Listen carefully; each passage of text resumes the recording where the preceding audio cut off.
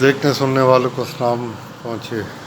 دوستو، آج ہم بات کریں گے کہ جو لداخ کی یا انڈو چائنا معاملات ہیں، اس میں پاکستان کو کس طرح فائدہ ہو سکتا ہے، کیا ہونا چاہیے۔ تو ہماری تو اسٹریٹجی نہیں چلتی، کیونکہ جو ادارے انہوں نے اپنا کام کرنا ہے، ہم تو اپنی جو ایک ہوتی ہے ہماری پلاننگ وہ ظاہر کرتے ہیں یا ہم آئیڈیا فلوٹ کرتے ہیں۔ تو اب یہ رپورٹس آ رہی ہیں کہ جو ڈپلائمنٹ ہوئی ہے لداخ میں انڈینز کی تقریباً 30,000 ٹرپس، اس پر سردیوں میں 1 کروڑ روپیہ ڈیلی خرچ ہوگا۔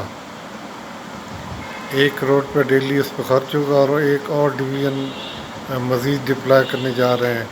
تو یہ تمام اخراجات مل کر 2 کروڑ روپیہ ڈیلی بنیں گے۔ 100 کروڑ روپیہ ڈیلی کے اخراجات ہیں،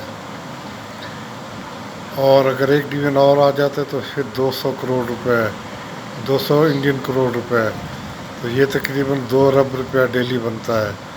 تو یہ مہینے کے ہو جائیں گے 60 ارب، اور اگر یہ 7 مہینے تک اسی طرح چلتا ہے تو یہ تقریباً 220-21 ارب روپے بنیں گے۔ تو اسٹریٹجی چائنا کی بھی ہونی چاہیے اور ہماری بھی ہونی چاہیے کہ کم از کم بھارت کی 3-4 ڈویژنز لداخ میں پوسٹڈ رہیں، تو اس سے دوہرے فائدے ہوں گے۔ ایک تو یہ ہوگا کہ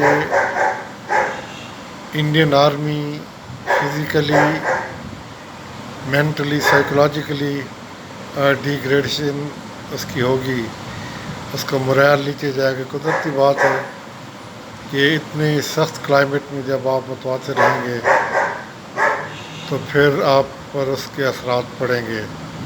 اور دوسرا، اس کی اکانومی، ہمیں اس کی وہ کہتے ہیں نا کہ اکانومی پر ضرب لگانی چاہیے، تو اکانومی پر ضرب اسی طرح ہی لگے گی کہ چائنیز افواج ان کو انگیج رکھیں زیادہ سے زیادہ، اسی طرح اروناچل میں بھی ان کو انگیج رکھیں، ادھر بھی ان کے اخراجات بڑھائیں۔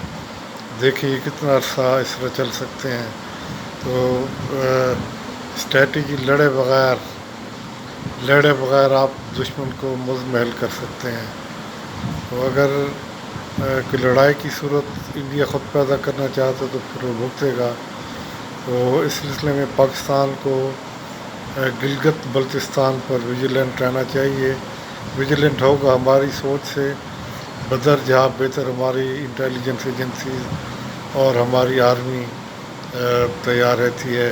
ہم تو اپنی خواہشات کا اظہار کرتے ہیں، وہ ہماری خواہشات سے بہت بڑھ کر اللہ تعالیٰ نے ان کو علم و حکمت اور قوت بخشی ہے۔ اسی وجہ سے پاکستان ہر سیاسی دور میں تباہ ہوا ہے۔ عمران خان کے دور سے پہلے بہت تباہی ہوئی، لیکن کیونکہ قدرت نے اس کو بچا کر رکھنا ہے اور اس کی ذمہ داری پاک فوج اور ISI کی کو دی گئی ہے مالک کی طرف سے، تو وہ تو انشاءاللہ محفوظ ہے۔ البتہ ہم میں سے جو ملک اور اسلام کے خلاف کام کریں گے ان کو اس کی سزا اس دنیا میں بھی بھگتنی ہوگی، اور آخرت میں تو ہے ہی۔